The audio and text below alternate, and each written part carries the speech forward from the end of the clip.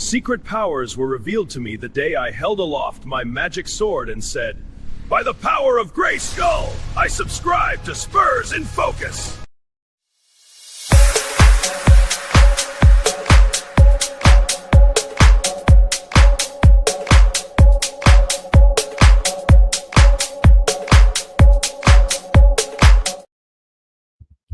The San Antonio Spurs certainly had the power of Grayskull in Game 5, beating the Minnesota Timberwolves 126-97, lead the series 3-2. Welcome back to a brand new live episode of Spurs in Focus right here on YouTube, iTunes, Spotify, Pocket Cast, Amazon Podcast. I can go on and on. Yes, I am going to do it. YouTube Music, obviously YouTube. Go subscribe right now. Subscribe to Spurs in Focus on Substack, completely free. Google it, Spurs in Focus. Subscribe, be part of the crew.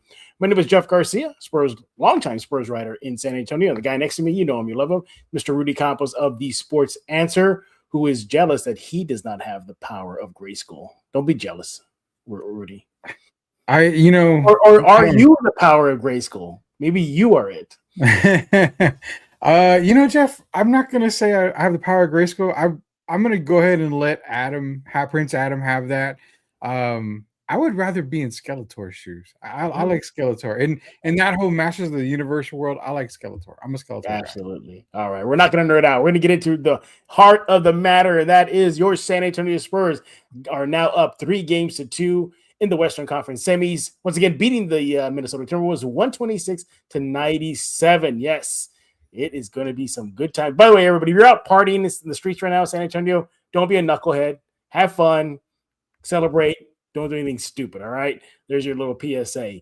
Yeah, we're going to get into it all right now. We're going to give our general takeaways, our overall thoughts. I'll show you my takeaways in a few minutes. Then we're going to get into the turning point of the game, standout stats, standout players, and we're not going to forget about you guys. Spurs and Focus fans, leave a comment. Rudy's going to be reading to them and just reacting to them later on in the show before we put a bow on this episode. But yeah, Spurs took a belt and they gave it to the Wolves. Pretty much for the entire game. It was a little bit of a scare coming out of halftime, but other than that, no. The Spurs just wrapped up that fist and just punched the Wolves in the nose, and it was a win. Rudy, kudos to you. You called a kind of a rather large, wide margin of victory for the Spurs. I thought it was going to be like game one, just the Spurs winning. But no, you saw this coming. Why did you see this kind of a Spurs lopsided win coming to San Antonio? Well, one thing I mentioned when we did the show last and I said we were going to have a lopsided win was because of the officiating. It was going to be officiated differently.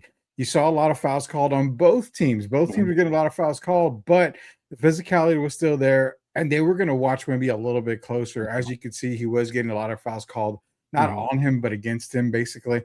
And they kind of, they were able just to play a little bit through, and the Spurs were the more physical team.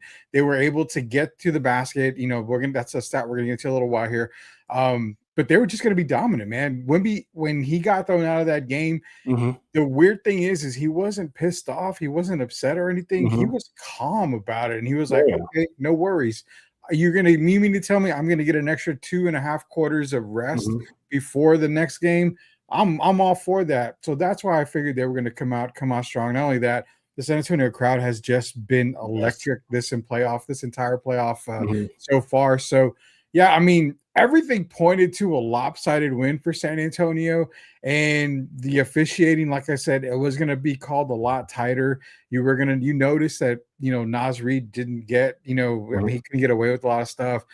Same thing with Jaden McDaniels. He got into fouls. I think he had 5 fouls tonight. So yeah, everything for me pointed to a Spurs lopsided victory, which I didn't expect this kind of lopsided victory, but hey, we'll take it, man. When I say lopsided, it was at one point a 30-point lead for the Spurs. 3-0. You heard that right. Yeah. Overall, what I liked about it is just the Spurs set the tone early, particularly in Wembanyama. 21 points at halftime. I mean, he just really set the tone, coming off a kind of a frantic 48 hours after the elbow hurt around the basketball world. Mitch Johnson, after the game, did say that this was a mature Wemby that he saw out there. This was a all-around player that he saw on the court, not primarily a defender or an offensive guy. That he just showed maturity on the court, especially with everybody abuzz about his elbow and suspensions and should he not have, should he have been, all that stuff. So yeah, right away you knew the Spurs were coming out for business. And the other thing too is that, again, another general observation, another Spurs win. Not only was it lopsided, but also holding this team, Minnesota, under 100 points, 97. This is a team loaded with, on paper, firepower from Ant Edwards to McDaniels to Renaz Reed to Julius Randle. But no, they held this team to 38% shooting for the game. Yes, for the game. The Minnesota Timberwolves had no offense, really too much in their bag for the game. Another observation I didn't see really was this, is that even though they were coming off that elbow incident and, the Wolves going to be physical or not, they remained physical. They didn't back down. Nothing got dirty, although they called a quick tech on Gobert to start the game. But outside of that, I thought the Minnesota was once again being physical with him, and Wemby responded appropriately. He did not crack, as we saw. He just let his game do the talking. Yeah, and I mean, again, that was kind of a head that just popped. Basically, the volcano was getting ready to erupt. It's already been a few years that he's been physically, assaulted. We'll say basketball term, in the paint and on the court as well. So it kind of came to a head. He threw that elbow, and it was an intent elbow. I mean, everybody could see it was a very intent elbow. And he was able to just let it all out in that one play. Yeah, he got kicked out for the game, but he was going to be in there for game 5. Nobody really felt he was going to be suspended for it. But that's the thing, is that he was able to shake it off. And all season, when you and I have done shows, it's been the same thing. This is a team that when they've come off of a loss, they are never down about it. As you can tell, they were talking about the team in Minnesota that after the loss, they were laughing, they were having a good time, they were relaxed, there was no problem, no pressure, no nothing. This is a very different basketball team compared to a lot of past championship teams, right? Where we see, hey, we're on a loss and we've got to do this, we've got to do this. These guys take a loss as it was just another day at the office, and they bounce right back. So again, it's funny. Regular season, we haven't seen more than a 2-game losing streak for San Antonio, and in these playoffs, every single loss they've bounced back in a massive way. So it's just a great overall team right now for the Spurs.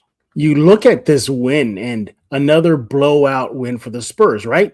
That's 2 blowout wins for San Antonio, while Minnesota had to squeak by to get their 2 wins.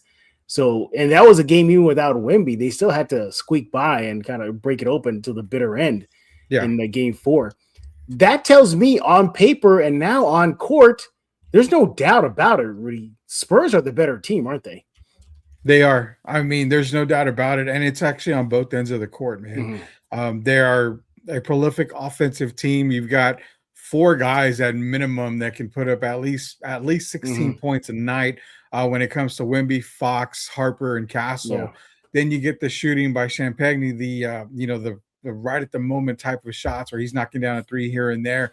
Then you've got Keldon Johnson, who again, everybody was worried in that Portland series, and I said it was a matchup problem. Now he's playing against Minnesota, and you see the old Keldon Johnson, 6th man of the year, come into play. So this team would, we say earlier, we thought, well, is this the best Spurs team we've seen? I mean, we said it possibly could be because they play both sides of the ball. You saw them clamp down on Minnesota. And when Minnesota was making a comeback, Jeff, Spurs fans thought, oh, crap, here we go again, especially in the 3rd quarter. Here we go. We're going to blow another lead. No, that's the difference between this Spurs team and past Spurs teams, is that they concentrate just as much on the defensive side of the ball as they do on the offensive side of the ball. This is probably one of the most, I would say, from top to bottom, very few weaknesses Spurs team that we've seen in a while. Yeah, there's very few weaknesses on this team. You think you have them down for the count, handing them a loss, as Rudy, you pointed out. No, they bounce back pretty fast. Remember, in the postseason, they have not lost back-to-back games. They have not. They lost 1 to Portland. They came back and win. They lost 1 to Minnesota to start the series, and they came back to win. Yeah. And we saw it again. They lost game 4, and they came back to win. So they don't take losing too well, and they really want to get back on the winning track. Here's the other thing, too. When I look at this Spurs team, once again, I'm reminded just how well-balanced they are. Just well-balanced. Victor's going to Victor. We know that, right? But Yeah. you saw in tonight's win, you got contributions from Keldon, contributions from Castle, from Harper, to Vassell, to Champagny. The list goes on, from Fox as well. And even when, the only, if you want to pick one bad thing that happened, there was one bad thing, was the start of the third quarter. The Wolves went on a plus 12 run. The score was 59-47 Spurs with the lead to start the third. Mm-hmm. And the Wolves go on as mentioned, a 12-0 run to close the gap to 61 all. Yeah. And you saw contributions from Ayo, DeSumo, Jaden McDaniels. They scored 5 apiece. While the Spurs went cold. But look how they responded. So the Wolves go on a plus 12 run, right? Yeah. So after they were done with that run, you would think that this young team would get rattled, right? They get shaken up. They did not. This is how they answered. This is what I loved about it too. They responded with their own 18-0 run, a plus 18 run. So again, it was 61-61 in the third quarter, and they blow it out to 91-73 to end the quarter. And in that run, when I talk about contributions, Wemby, 3 points, 2 assists, 3 rebounds. Keldon Johnson, 8 points. Steph Castle, 3 for 3, 6 points. Harper, 6 points. Shall I go on? Sure. Yes. The Timberwolves, the defensive eye for the Spurs, they caused Timberwolves 3 turnovers in that run. They go 3 for 12. Spurs defense holds the Timberwolves in that run. So just how balanced they are, not just individually, collectively, and offensively, that was a very, very great response from the Wolves coming out and trying to punch them in the mouth, and they just punched right back. In fact, they even punched harder because that blew out the game for them, Rudy. Yeah, it did. And again, there you could hear all of collective San Antonio just like, oh crap, here we go again. Yeah. Maybe we shouldn't go put gas in our car, so we can't go honking tonight. But no, then the Spurs, they took that punch, and it seems like, I think Tim Gonzalez, a fan of the show, recently said this last game in Minnesota was like a 12-round fight. And that's exactly what we saw in this game. We saw that the Spurs were getting punched, but they punched back. They would do, a couple of uppercuts, a couple of jabs, and they would do a couple of combos, and it would just knock Minnesota back off of their pedestal. So the third quarter was the key quarter for both teams. Spurs were able to pull it off. They were able to break away and just run away with the game after that third quarter. But yes, this team, again, it's a very inexperienced team, but that doesn't matter, and that doesn't make a difference all season long. Again, we would have seen it at the beginning of the season or during the season when they would lose one game, lose another game. You finally thought, man, this is where the season's going to turn. They're going to probably go on a 5-game, maybe lose 6 of the next 8. Is this going to be bad? Never happened at all. And it still doesn't happen in the playoffs. Every time you doubt this Spurs team, they show you something different. And tonight, Jeff, it felt like the reason why they're one of the best, if not the best defensive teams in the league. They clamped down Minnesota. A team that averages, I think, right around 108, 109, right around that point. So, it was a great win overall for San Antonio. Yeah, the Wolves in the in this series, they average about 104 points per game versus the Spurs. Spurs held them to 97, which is just tremendous. Tremendous. You mentioned the defense. You cannot forget about this. Look at the defensive side of what the Spurs did. Offensively, they did enough to win. Yeah, duh. But 11 offensive rebounds to the Wolves 10.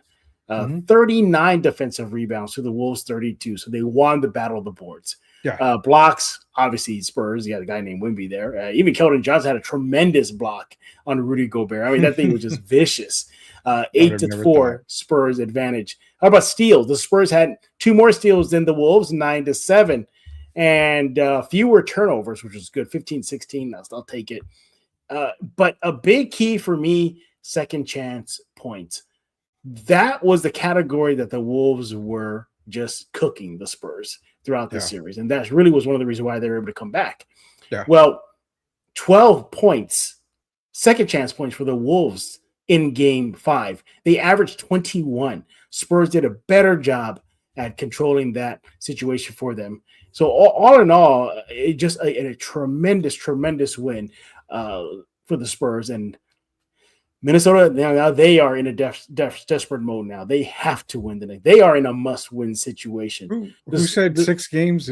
This guy, right? Just to remind everybody, I said 6 games. Okay, you did say 6 games, but thank you. We'll go back. We'll revisit that on Friday. Are you still certain about that though? You still feel it? I feel it. I feel like a game 7 is on the way. I called Portland in 5. I called Minnesota in 6. I have no reason to doubt myself. And you know what? For everybody that's followed me and all of my shows in the past, you should never doubt me ever. So yeah, I'm calling 6. Jeff. Do you run Vegas? Because Vegas always wins. The house always wins. No, I still have a full-time job. So I mean, if I ran Vegas, I wouldn't be working, man. Yeah, I bet you'd be like Biff in Back to the Future 2 when you had the almanac. You have the almanac, don't you? You son of a bee. You have that almanac, don't you? I will not confirm nor deny that I have that almanac. Sorry. We are talking with Rudy Campos of The Sports Answer. He is on X at The Sports Answer. I'm on X at Jeff G Spurs Zone. Leave us your comments. We'll love to read them. But if you're in the chat right now, leave a comment. Rudy's monitoring it. He's the guy in charge. And later on this show will be your time to react to the Spurs win. Yes, Spurs win 126-97, 3-2 lead heading to Minnesota Friday night, where maybe, just maybe, Rudy may be right once again. All right, Rudy, let me give you my big takeaways from the game. I'll cue them up right here. Let's go. And, where did I put them, everybody? Oh, there they are. All right, these are my 3 keys, or takeaways, I should say, from Game 5. Number 1, I kind of said it already. Wemby set the tone in the first. Just a dominant performance coming off the ejection. Didn't look worse for wear. Didn't look nervous. He was dealing with the physicality, and he was dishing the physicality as well. So kudos to Wemby. KJ finally comes alive. That was a big, big takeaway for me. You needed some production off the bench, and you got it from the 6th man of the year from San Antonio. He poured in 21 points, 2 rebounds in 22 minutes. He shot 50% from the field. And he shot 72% from the field. Way to go there, Keldon. Yeah, 72%, 8 for 11, and connected on 4 or 5 free throw shots. Yeah, just a all-around good game for Mr. Keldon Johnson. He was a plus 17 on the night for the Spurs. And more importantly, he came alive when you needed him. He had 5 points in the fourth quarter, 8 points in the third when the Wolves were trying to claw their way back into the game, and they did. They took a lead, everybody. Yeah, the Wolves took a lead for like a second. More of that in a bit, but that was it, though. They were like, the Spurs were like Devastator in that GIF, where he's like, ha, ha, ha, ha, no, and just shoots his laser beams at them. Yeah. That's what the Spurs were in that third period. And finally, my big takeaway, but it's actually from the Minnesota side. Ant has no help. He has 0 help. He ain't getting anything from Randall. You're getting bare minimal offensively from Rudy Gobert.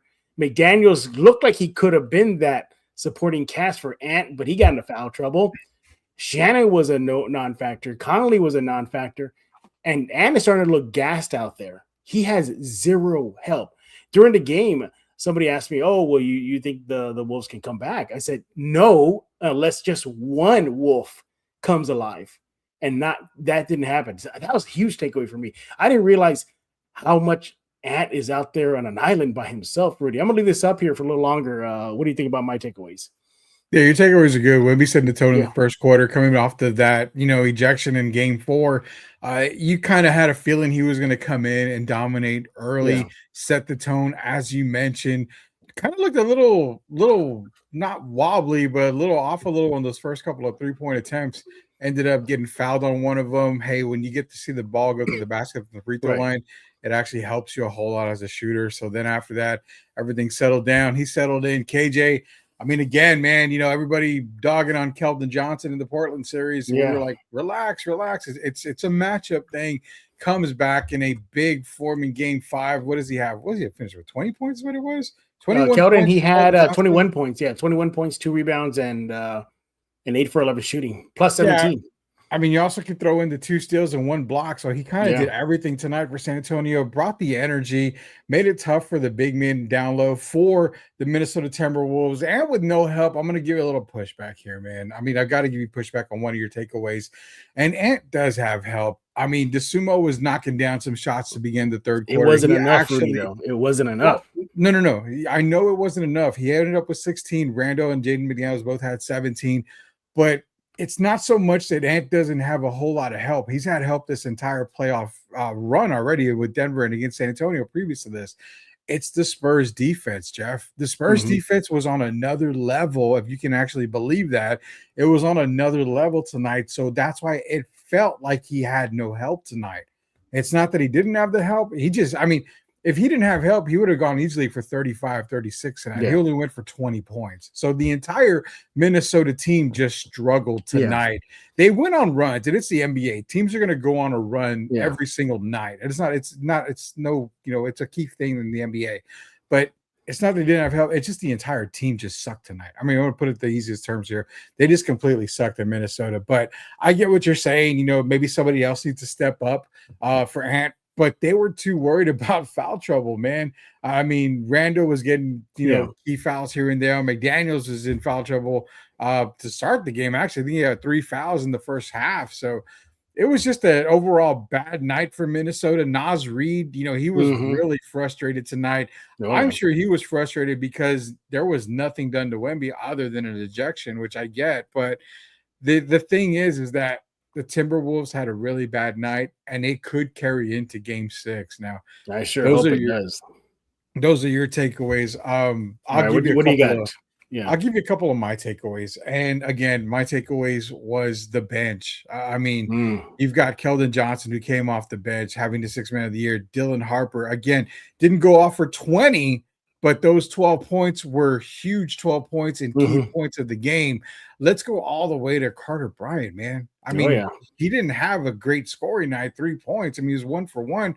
That shot was a 3-point attempt, and he made it. But look at the length that he has on Anthony Edwards. He was covering over him all night when he played, and that's the thing you want to see from Carter Bryant. I don't need you to be an offensive-minded guy. I don't need you to do this and that.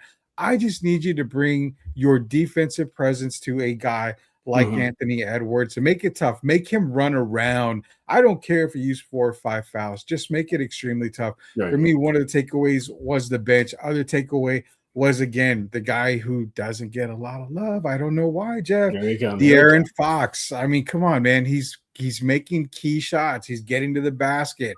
He's making, he's making tough layups. He's making it easy for the Spurs to win basketball games. And that's what people need to understand.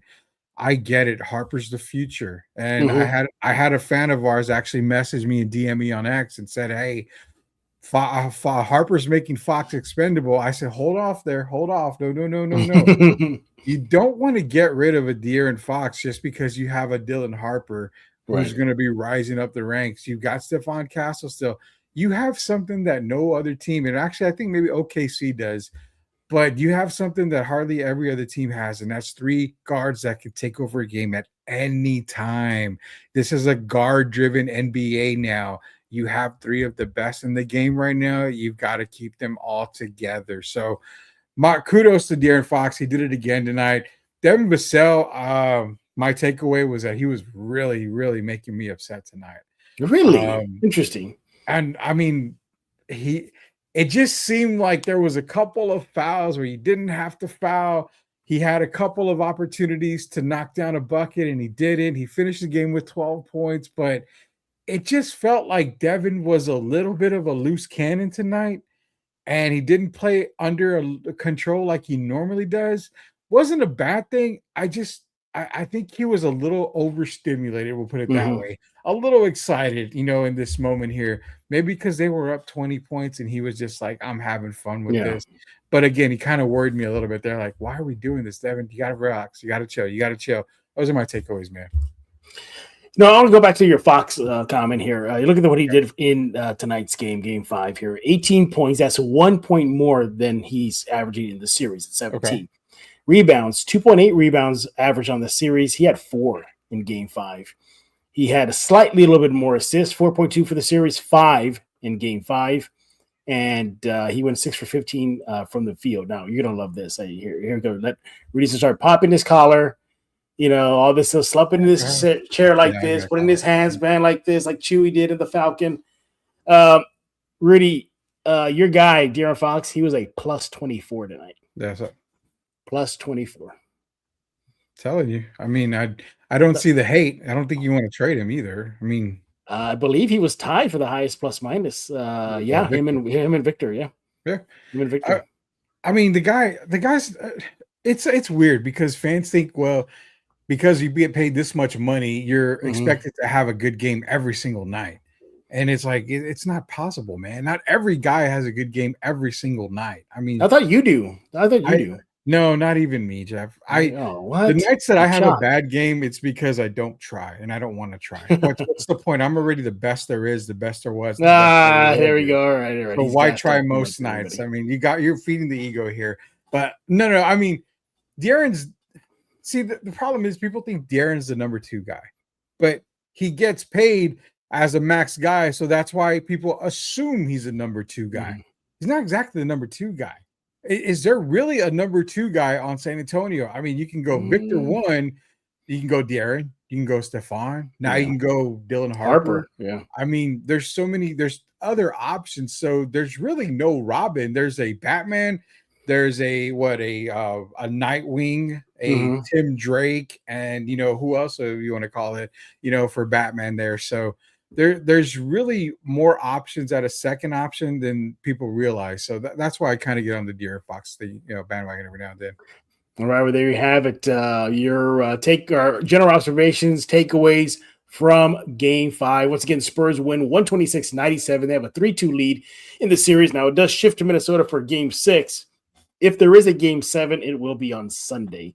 Hopefully not. But hey, Spurs earned the right to have home court advantage, and there you are. I want to go back to Vassell real quick before we take a break here. Sure. 12 points, yeah, but he was a plus 22 on the night. He was a plus 22. He had a block. He had 2 defensive rebounds, 2 fast break points. He went 40% shooting from the field, 2 assists. So the numbers show that he was still a positive impact. But I think, are you trying to say you just want more out of him? Because even in that pivotal, second half, he poured in 7 points in the second half when the Wolves were trying to score him. So, I mean, he did enough. I think he did enough in Game 5. Yeah, I mean, I know we're not supposed to cuss, but I'm not shitting on Devin Vassell. I mean, I'm really not. I'm really not. My thing is that it's like there was a couple of moments where he would get a ticky-tack foul, or he would have an open jumper, and it would he wouldn't make it. It would be like, come on, Devin, this is stuff. He had 3 shots in a row where he missed. I remember that. He had 3 shots in a row. Yeah. So you get what I'm saying. There was like a little bit of frustration, like, okay, these are shots you were making.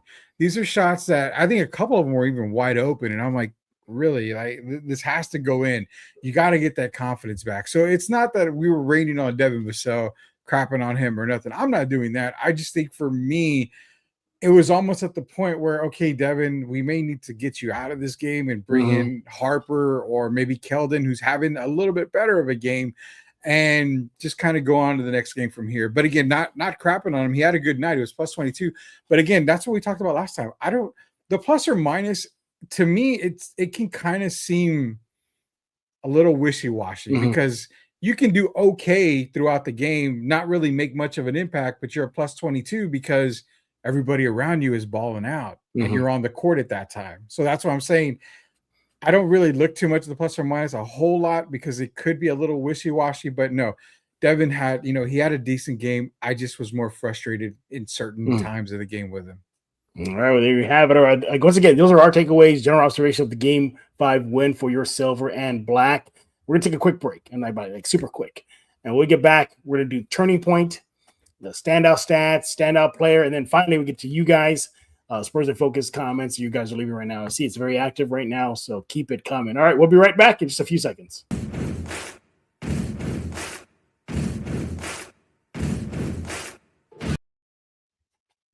See, that was for you, Rudy, because you did say you're a Skeletor guy. Yeah. By the way, a villains guy. Skeletor did pull Evil in, so there's that. And if you know, I'm a very villainous type guy. Skeletor, Evil in. I got to go with Destro because he pulled the Baroness. I mean, Come on, God. come on. There's a reason why you're supposed to be the bad guy in cartoons and stuff Yeah. because they tend Yeah. to pull the good ones. Exactly. We are here with a live episode of Spurs in Focus, talking about the Spurs Game 5 win over the Minnesota Timberwolves. Yeah, beating them soundly 126-97 in Game 5, 3-2 lead heading into Game 6 in Minnesota. Now, we'll definitely preview Game 6 later on this week here at Spurs in Focus, but right now we're just reacting to the win for your San Antonio Spurs. All right, as always, Rudy does not know what button I'm going to press. So we're going to find out. Is he going to be asked the turning point? Standout stats, standout player? Let's find out.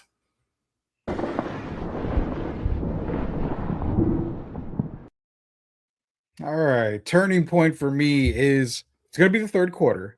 But my turning point is when Minnesota went on that 12-0 run to tie the game in the third quarter. Why is that the turning point? Because then the Spurs said, "Oh, we are back on the court. We're still not in the locker room. Wake up time. We're playing basketball." That turned the game around. Then they went on a run of their own. They never looked back after that. Minnesota had, again, false hope. They were like, "Oh, that's cute." Spurs like, "That's cute. We're back now." They took away everything from Minnesota. The defense clamped down on Minnesota after that 12-0 run, made it tough for Anthony Edwards. The sumo got started early in that third quarter. Spurs shut them down. Kudos to Mitch Johnson and the coaching staff again. They made the adjustment after that 12-0 run, call timeout, made the huge adjustments. And after that, it was just game over, lights out. Turning point for me was thank you, Minnesota, for the 12-0 run because it woke up the San Antonio Spurs. They went on a run of their own. Game over. Good night. For me, my turning point was the ending of the fourth period. The Wolves did go on a mini run just to put a little bit of a scare in San Antonio. I think around the 5.5 minute mark, the score was 106-91 Spurs, and the Wolves were clawing back. But again, my turning point is how they closed it.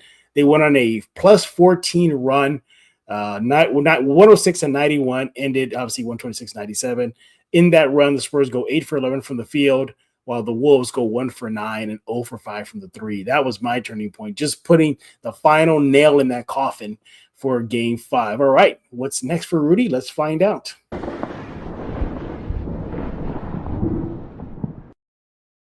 Oh, yeah. Standout stats, man. For me, the standout stat is going to be a couple of them that I've always got for you guys. One of them is the assist ratio. 17 assists to 25. Spurs had 25 assists. I like that they shared the ball. Again, they've been dominating every single category. But again, with Minnesota clamping down on the defensive side against San Antonio these last few games, it was good to see San Antonio making those extra passes, finding a lot of guys in the paint. Even Victor Wembanyama finding Dylan Harper and a few guys in the paint, making it easier for them to score. So again, passing the rock, making sure that the guys were open, making good passes. That was one of the stats I got. Points in the paint, absolutely obliterated by the San Antonio Spurs, 36-68. I mean, they had 32 more points in the paint than the Minnesota Timberwolves. That's a massive stat. That shows that they controlled the paint and that Minnesota couldn't get anything down below, not only when Victor was not in the game, but even when Cornette was in the game, everybody clamped down on the paint, made it tough for guys like Julius Randle. Rudy Gobert just had a disastrous of a night because the Spurs did control the paint. One thing that I will say, Jeff, that I'm kind of upset on the negative stat that I've got here. We were talking massively great about the Spurs, how they were able to keep Minnesota off the fast break. Well, they got it to 15 points on fast break points tonight. Spurs did have 19, but didn't affect them tonight as much as it probably would in other games, but that's something I need to see San Antonio clamp down as well, is continue to get Minnesota less fast break points. Those are my standout stats of the night. I got one standout stat for you guys. It's time of possession, time leading, I should say. The Spurs, again, it's a 48-minute game. They led for 46 minutes and 42 seconds. That's practically the entire – it was near a wire-to-wire win. How long did the Wolves lead? Remember I told you they made that little run to start the third quarter and they took the lead? That little slim lead they had held on for 9 seconds. 9 seconds. And the Spurs just said, nah, you're good, Minnesota. Time to go to sleep. Time for the little cubbies to go into the little den with their mommies. They just a time of possession. My time lead, I should say.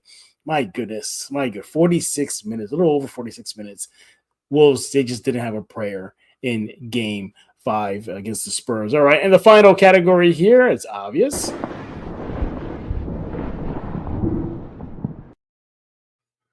Well, I would say De'Aaron Fox, but people are tired of me talking about De'Aaron Fox and You have a Stephon De'Aaron Fox Castle. jersey underneath that shirt. I don't even own a De'Aaron Fox jersey, man. No, my standout player is a guy that's already collected an award for San Antonio this year. That is Keldon Johnson, your sixth man of the year. Finally, a really good breakout game for Keldon in his first playoff appearance, and 21 points. It goes for 2 steals, a block, a big block on Rudy Gobert that surprised Rudy. I am definitely. It surprised Wimby too. Wimby got pumped off that one. He did get pumped up for the game. Just a great overall performance by Keldon Johnson. Made it difficult for Gobert, for Randle, as well as Naz Reid. Didn't get phased by the physicality, played physical back against Minnesota. Keldon Johnson, welcome to the NBA playoffs. I hope you continue to put up at least 17, 18 points for the rest of the playoffs, because if you do, I think I'm going to have to get sized for my number 6 Spurs ring that we'll be getting this year. Ooh, Rudy's already going out there. Rudy's going out there already. So they got to face a team named the Thunder, but please come on. I know. I knew you were going to react that way. No, Keldon Johnson, yeah, for sure. And what I liked about his performance in Game 5 is, again, what he did in the second half. He had 13 points in the second half. That's where the bulk of his points production came. But it's not just that what he did, because remember, as I said, the Wolves, they came out storming in the third period. They had a baby small run in the final period to make things a little interesting. But here's Keldon Johnson. He went 3 from 3 from inside the 3-point line. Yeah, he made all his 2-point shots. I actually went 4 for 4 because he also made 1 3-pointer in the second half. He was a plus 20 for the Spurs in the second half. And again, 13 points in that period. And just off the chart shooting.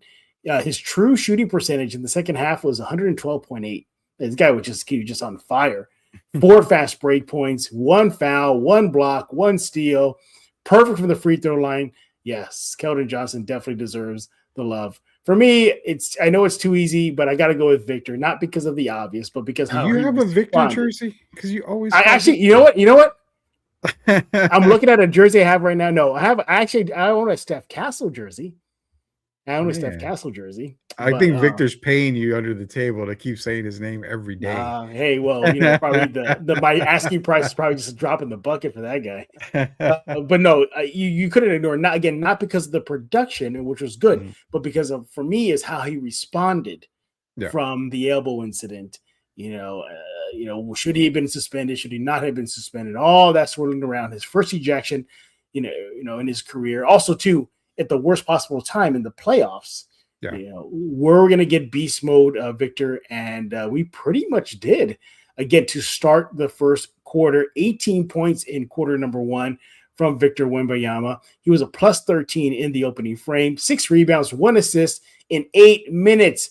And at halftime, he had 21 points, 11 rebounds, 2 assists. He was a plus 21 and shot 40% from the 3 line. Doing it all from inside and out.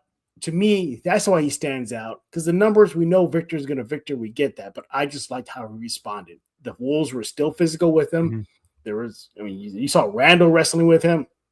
You saw DeSumo wrestling with him. It was still the physicality, but he responded well. He kept his cool. He didn't unload again. And that's why he's my standout player, because not only his box score production, but because of how he came out on the mental side and handled everything. And kudos to Victor and your San Antonio Spurs. All right, it's that time of the show where we dive into what you guys are talking about. Rudy's been watching y'all, kind of like that Obi-Wan Kenobi spirit above everybody. Yes, Spurs and Focus fans, you shall leave comments in the comment section. All right, Rudy, what do you got? Yeah, we got a few. We only got a few of them tonight, so not a big deal. That's cool. They're probably out. Hey, if you're out there partying in the streets, just be careful. I'm sure it is. It's saying, let's get it. Chris is back in here. Says BTA again. If you don't know what that means, you may want to look it up. It's not, I can't really say it on there. It means belt to ass. That's what it means. Yeah. Well, or beat that ass. So we'll go either way. Jacob Eric, agreeing the market's in here as well. He says, what's up, y'all? Shout out to our Jacob. The Wolves looked like they were tired. Spurs wore them off. You see that one there. Good. Yeah. They did. The Wolves do look tired, and especially Ant. I don't know how much that those knee issues are bothering him, because there was a couple of plays where he kind of stopped and Yeah. didn't get more involved in the Wolves offensive side of things. I wonder that has to do that the Spurs are doubling team him. They're double teaming him. They're making him work. So, and as of now, I know Rudy differs from what I said. I still don't think Ant has the consistent help he needs. And I think that's wearing on them. And just collectively, the Wolves look like the reality could be settling in. Like, oh my God, this team is just better than us. That's the vibe that I got after Game 5. All right, what else is everybody saying? Okay, so let me ask you that. Do you think that actually is a thing, that he thinks that the Spurs are better? I don't think he thinks. Just you could just see it in their faces. Like, we got no answer for Wemby. You know, then again, who does? But Gobert theoretically should, and he's not really doing much. By the way, is it just or Gobert's just like clumsy as you know what? Like, he's just clumsy. You pass him the ball, he like doesn't know what to do with it. He doesn't have very good offensive instincts. I mean, Rudy Gobert is not an offensive threat at all. It never has been. So he's more of a rebounder. He's just more of a defensive presence. He specializes the defense. So when you get the ball, when he gets the ball in the paint, it's not that he's clumsy. He just doesn't have the offensive skill set to know I have to do this. Similar to when Ant told him during the game tonight, he did say, hey, when you grab the ball, just kind of go up with it. I mean, he tries to do too much. He tries to look cute, and it doesn't really work for him. So you can't expect a whole lot from Gobert. Now, everybody else around Ant, again, I know what you said earlier when it came to he doesn't have the help. He has the help. It just tonight, everybody, including Anthony Edwards, just was off of their game. I think we're taking, if you're looking at it like that, you're probably taking credit away from San Antonio's defense. I mean, they were able to clamp down on Minnesota tonight, made it tough, because if there was no help, then like I mentioned, Ant would have had, 36, 37 tonight. But everybody had right around that 17 points a game. De Sumo had, I think, 16. Jaden McDaniels and Randall had 17. Naz Reid, I think, had 12. So, I mean, not overall bad scoring by Minnesota. It's just the Spurs were playing so physical, and their defense was so on point tonight. I don't think it's not that he didn't have help. I think it's just that they were just a very bad team tonight. It came to Minnesota. But again, I'm not arguing the fact that what you said. And I know you're mentioning about how he had contributed and had help from others, but it's like negative help though, because you look at Julius Randle. By the way, you're a Wolves fan. You're probably wondering if you should trade this guy or that Cat trade should have ever happened. The Cat in the Minnesota uniform right now will look a lot better than Randle. So Randle, 17 points on the night, sure. But he was a minus 22 for the Wolves in Game 5. He goes 0 for 4 from the 3 line. All right. Didn't really shoot the ball that well. 6 for 17. So I guess, not really. 35% shooting. And it just baffles me because he's a big dude. And he could, dislodge Wemby out of his position. He can bully a guy like Keldon Johnson. And you saw during the game, even the announcers were saying, like, Julius Randle, you got to get going. Julius Randle, you got to get going. He only had 2 points in the opening frame, and he's like a little bit too little too late in the fourth period. That's where he had the most of his scoring at 9 points. Even then, in the fourth, he was still a -4 for the Wolves.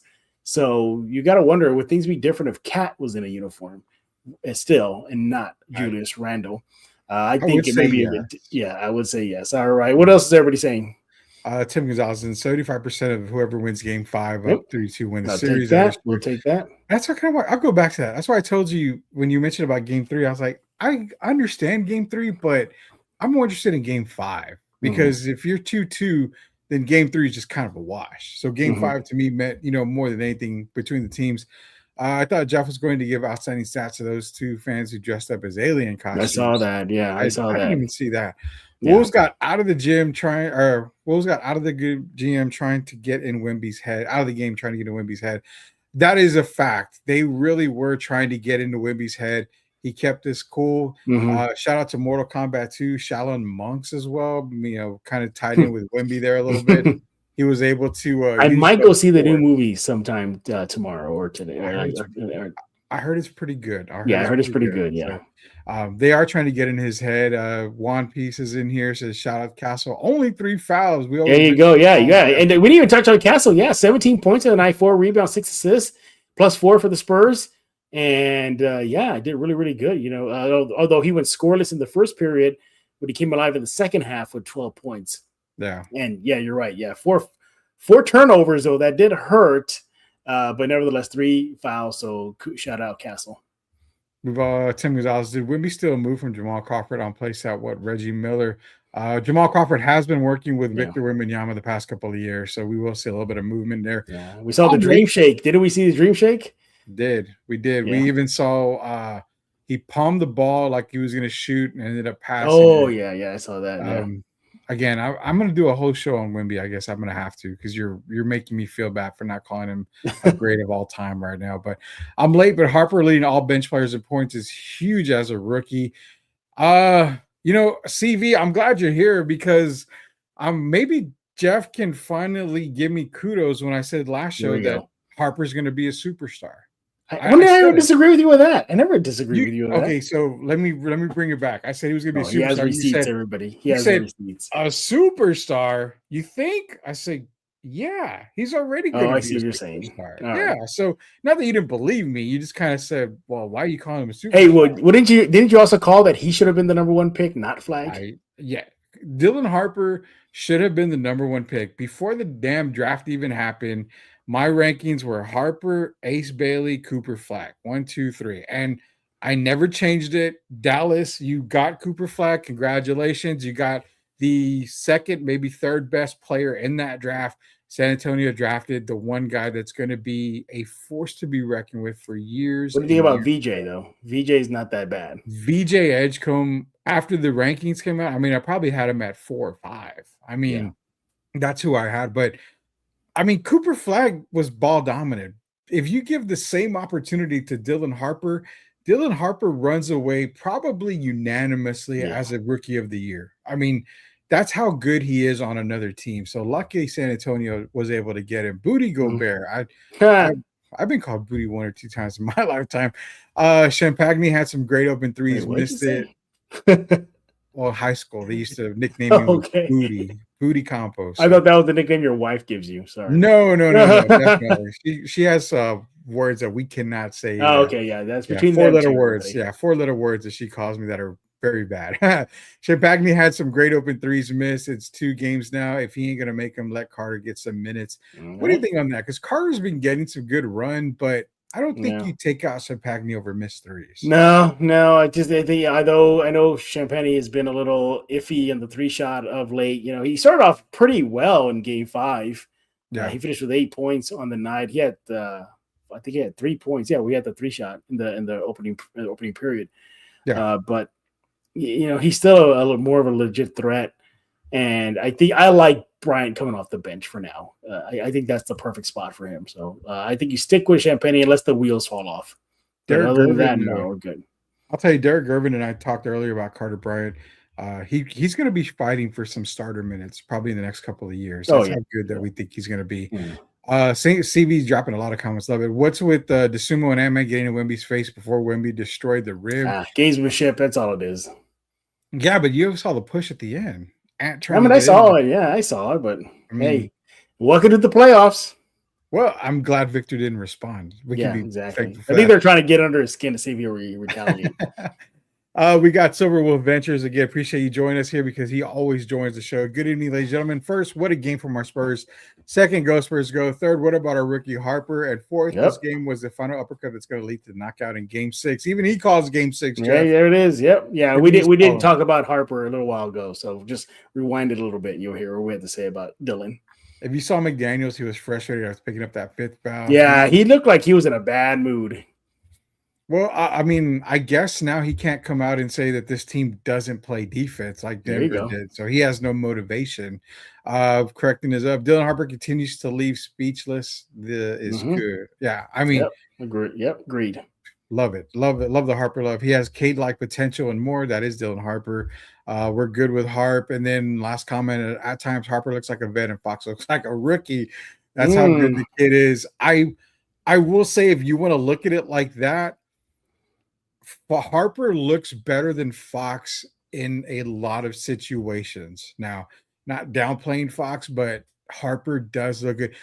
I don't know, Jeff. I need you to look at this at the next game because I kind of noticed this too. For the fans that always talk to us, does the team look better with Fox and Harper in the backcourt than they do with That's a Fox great Castle, question. Harper I've Castle? I've been toying with that topic for a future episode of Spurs in Focus, but I don't know. I think Fox is hearing footsteps, but I'll still give a slight edge to Fox as of now over Harper. But I think next year, I think Mitch and the coaching staff have a problem because Harper is starter worthy.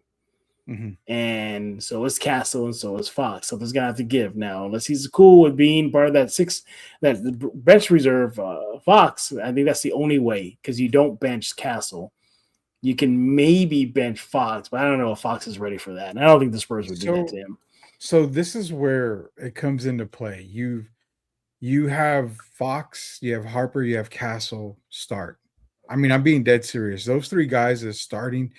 I did say a long time ago when they drafted him, we're going to see that lineup. The reason why is because those three guys are going to get the Spurs off to a very fast start. I mean, extremely fast start. You wouldn't have to rely so much on Victor to kind of kick the tires and all that stuff to get the game going. Those three guys can get the Spurs off to a tremendous start to start every single game. But again, for Spurs in Focus, take a look at this because look at the next game. If you have when Fox and Harper play together, to me, it seems like the passing is crisper. It seems like they're able to get to the basket. It seems like you're able to see a lot more pick and roll. It just seems a lot more fluid than when you see Fox Castle or Harper Castle. I think those two guys in the backcourt actually make the team a little bit better in sense, but it's something for you to kind of look at too. I've looked at it. I've toyed with it. I'm going to talk to Derek about it. We may talk about it on Friday for the drive. So some other stuff. Real quick, just to add to this. So according to Data Baller, Fox and Castle on the court together, they're a +8. All right. And then who's the other combo you want here? Fox and Harper or Castle and Harper?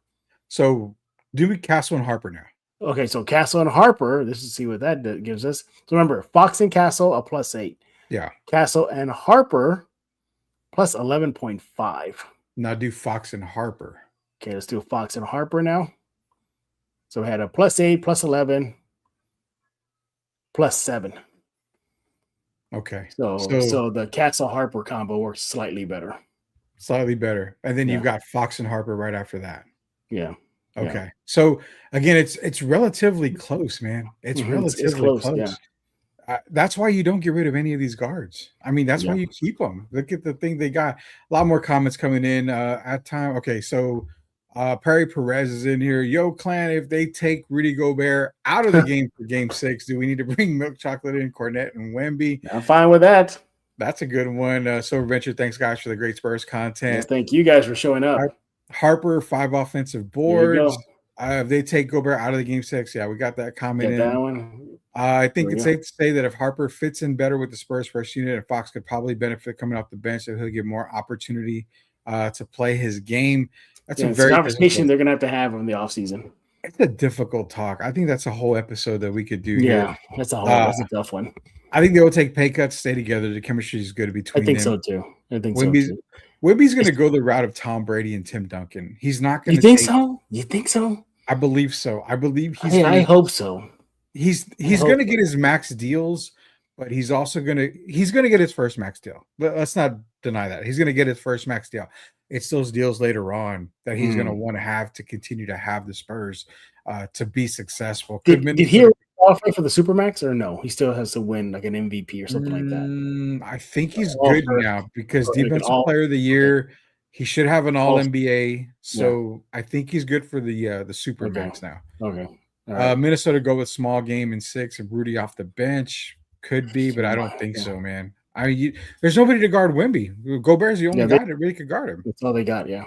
Fox is not scoring easy on J-Mac, but he's getting him in foul trouble, which, again, that's the thing. Fox can draw a lot of fouls, and that's what you saw tonight. Last comment, however, for this season, you don't fix what's not broken. They're winning. Harper is coming off the bench and becoming a huge asset. Either way, the Spurs have 3 very talented guards. Yeah, they can. It's a good problem to have for the San Antonio Spurs, for sure. And Big Body Johnson has a 6th man of the year. He did. Yeah, we talked about that. Really jumped on that right away. Hey, thanks you guys. Yeah, thanks guys for leaving your comments. We appreciate it. You're keeping us going here at Spurs in Focus. We definitely appreciate it. Rudy, before I let you go, you put a bow on the show. Final thoughts again, because they probably won't. Hopefully, get to talk to you. We do a show together. But if we don't, your thoughts on Game 6. So thoughts on Game 6 is I've got it as a closeout game. I do have the Spurs winning and closing it out in Minnesota.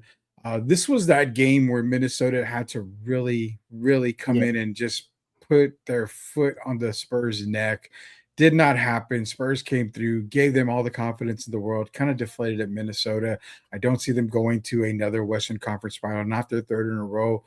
My thoughts are going to be that I think the Spurs come out, clamp down on defense. Do not be surprised if Minnesota gets off to a very fast start. Maybe gets out to an 8-9 point lead. Spurs will stay calm. Mitch will call timeout. Sean Sweeney will get the defense loaded up again. Spurs, I believe they actually go on to win. And I'm going to say it's probably going to be around – I called 117-110 last game. It was 115-108. I'm actually going to go with 115-107 Spurs with the win. Hopefully you're right again. You'll get my thoughts on Game 6 and more in a later episode of Spurs in Focus this week. By the way, we will have a new episode of Spurs in Focus tomorrow. James Espinosa with the Sunday Rush out in Corpus. He's going to be joining us, so we'll definitely be talking more Spurs, playoffs, Wolves series, so much more. So look forward to that. Hey, guys, again, we thank y'all for tuning in on this episode of Spurs in Focus Live Edition, and we definitely appreciate it. That guy you see on your screen, he is Mr. Rudy Campos with The Sports Answer. The answer keeps on going, doesn't it? Yeah, man, we got another good show. The Friday Drive is on Fridays. Actually, we start about 5:30. Jeff was actually there with me this past Friday, but it's myself and Derek Irvin. You'll catch Jeff on there from time to time. New feature we've got a phone line, so you can actually call. Nice. If you want to participate in the phone on the show. You can ask Derek questions, myself questions. It's a great thing. We've also starting to relaunch another show for the Sports Answer. It's going to kind of be a 10-minute type of show. But that'll be coming out very, very soon. And also you can catch Spurs in Focus on Answer Now TV on YouTube. So tons of stuff going on, man. We're just super, super busy over here. That's why you got to follow him on X at The Sports Answer. Do that right now. Rudy, thank you for your time joining us. Post-game, Spurs win once again, 126-97, 3-2 series lead over Minnesota. Game 6, hopefully a closeout game this Friday in Minnesota. So we'll see if the Spurs can get the job done on the road, and we'll definitely react to that. More than likely, Rudy and I would be live for that Friday night after the game's over. By the way, it's a late game on Friday, so that's a good thing. We don't have to work the next day. So I have to work, man. Come on. All right. Well, we'll try to make it short and sweet. Yes. Till next time there, James. Yes, we appreciate it. And for y'all tuning in right now, go subscribe to Spurs in Focus on YouTube, iTunes, Spotify, Pocket Cast, Amazon Podcasts, YouTube Music. Don't forget about the Substack, completely free. Just Google Spurs in Focus Substack, click the link, hit subscribe. You're part of the crew. So we definitely appreciate it. By the way, make sure that Spurs in Focus is your first and only spot for all things San Antonio Spurs. You want to go to any other show on YouTube or anywhere else. You want to come right here, your first listen, your first watch, every single time you need some Spurs answers. So for Mr. Rudy Campos, I am Jeff Garcia, and now you're in focus with Spurs in Focus.